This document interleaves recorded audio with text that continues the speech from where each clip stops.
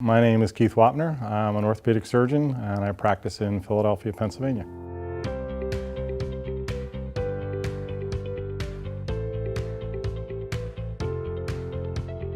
So this is sort of a long story that started about 12 years ago.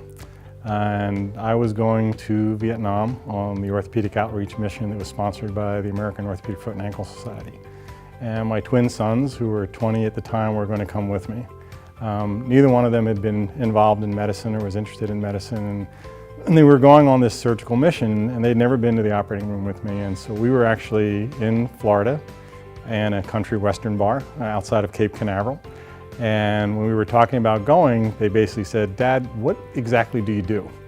And so we started a discussion about how in orthopedic surgery we use screws and plates and how I utilize them for different purposes. And I was explaining to him, to my boys, that when we use screws, it's to achieve compression between bones, but it doesn't always give you stability. And one of the problems with screws is if you over tighten them and you fracture the cortex, you can lose your compression and your stability.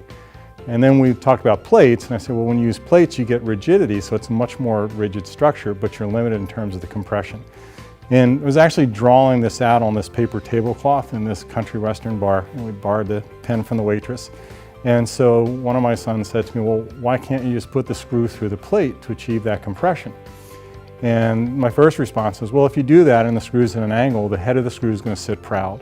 And so especially in a foot and ankle application, you would feel that screw and it would irritate the patient and create a problem.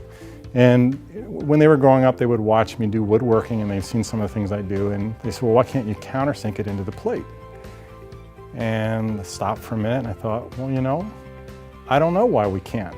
We've never tried it. And so we actually took the pen and we drew out these drawings on this tablecloth, figuring out, well, what would it actually take to countersink that screw into the plate?